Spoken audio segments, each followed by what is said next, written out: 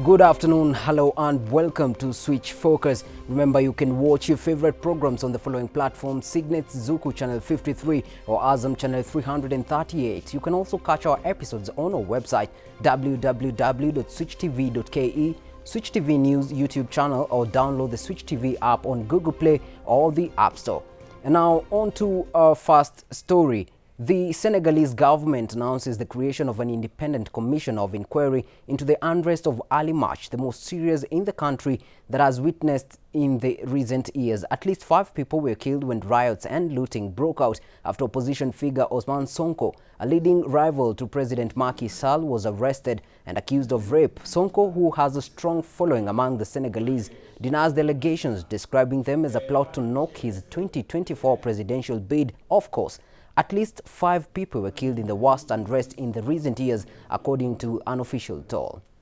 Tel Aviv has come to a standstill, with the morning bustle being halted for 2 minutes at 10 a.m. as the siren sounds across the city to mark Holocaust Remembrance Day, honoring the 6 million Jews killed by Nazis during World War II. The number of confirmed coronavirus cases in Iran passed the 2 million mark on Thursday, the health ministry announced, as the daily caseload reached a new record high. The virus has infected 2,006,934 people in Iran and killed 63,884. Ministry spokeswoman Simita Sadad Lari said in televised remarks. She added that 22,586 new cases were confirmed in the past 24 hours, an increase of more than 1,600 over the previous record high registered just Wednesday. Robert Uma with the story. 1 person was killed and at least 6 were wounded by gunfire on Thursday, local officials and witnesses said, after troops in Benin cleared protesters in a flashpoint city days before President Patrice Talon's 6th re-election. Protests erupted and several people were detained this week in the West African country ahead of Sunday's vote, which critics say is skewed in Talon's favor after the main opposition leaders were sidelined in a crackdown. Apollo James tells us more. Now on to sad story here. Prince Philip, the husband of Queen Elizabeth II, has died. Philip was always committed to his role and was longest-serving consort in British history. Prince Philip was blessed with robust health for much of his life long, but was repeatedly admitted to hospital with various complications as he advanced into his 90s. And in 2017, Buckingham Palace announced that he would be retiring from his public duties. Philip will be remembered for his no-nonsense approach, combined with his infamous and sometimes politically incorrect off-the-cuff remarks, but also for his unwavering devotion to duty and to his queen. The 99-year-old was due to mark his 100th birthday in June. Now, moving on to other story, voting began yesterday in Djibouti, where Ismail Omar Guelleh is seeking an all-but assured 5th term as president of the small but strategically located nation. He has ruled for 22 years. Some 215,000 citizens have registered to vote in the ballot, pitting Guelleh, 73, against a little-known businessman, widely seen to pose little threat to the strongman who inherited power in 1999. Apollo James with the report. That story right there brings us to a short commercial break. Remember, do not switch, keep it switch. Welcome back. In case you're joining us, this is Switch Focus, a highlight on news making headlines globally. With me, David Kagina, and on sign language is Michael Maithier. Now, in his first attempt to getting gun violence under control in America, President Joe Biden announces a series of executive actions targeting ghost guns, assault weapons, and red flag laws.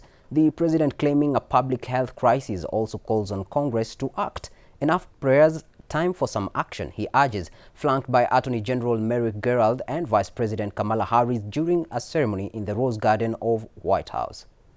A respiratory doctor testified that George Floyd died from lack of oxygen and that police officer Derek Chauvin's knee was on his neck almost all the time he was face down in the street with his hands cuffed behind his back. Martin Tobin, a pulmonologist, told the jury at Chauvin's murder and manslaughter trial in Minneapolis that he had watched videos of Floyd's May 25, 2020 arrest hundreds of times and that Mr. Floyd died from a low level of oxygen.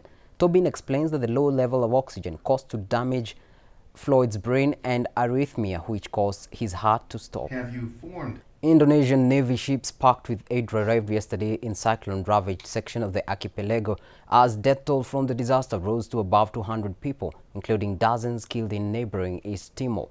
Local authorities declared a state of emergency for East Nuna Tenggara, among Indonesia's poorest provinces and the epicenter of the disaster until early May. Torrential rains from tropical cyclone Roja, one of the most destructive storms to hit the region in years, turned small communities into wastelands of mud and uprooted trees, sending thousands fleeing to the shelters amid widespread power blackouts.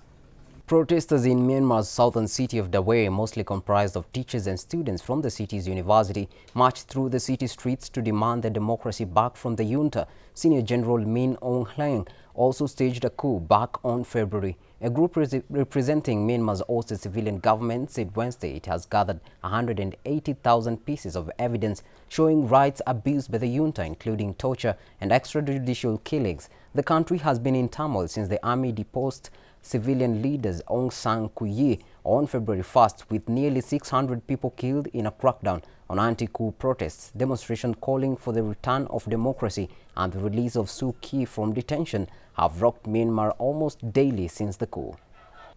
Leftist candidate Adres Aures leads a caravan of supporters at his final campaign rally in the city of Guayaquil, Ecuador, ahead of April 11th presidential election runoff against right-wing contender Guillermo Lasso. Train drivers across Taiwan sound their horns at 9:28 a.m., the time when the Huilin train crash happened. They mourned the deceased in the island's worst railway accident in decades, which killed 50 people and more than 200 injured. Investigators say the Taroko Express hit a truck on the line movement before it entered the tunnel. The vehicle slipped down a steep embankment, and prosecutors are working to determine whether the driver either failed to secure the parking brake or if it suffered a mechanical failure. It's whip-fast, obeys commands, and doesn't leave unpleasant surprises on the floor.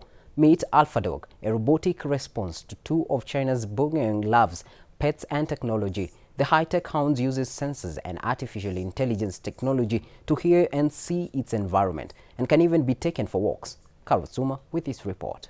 Remember to be productive this weekend. Eat a little bit more healthy, learn a new skill, and work out more.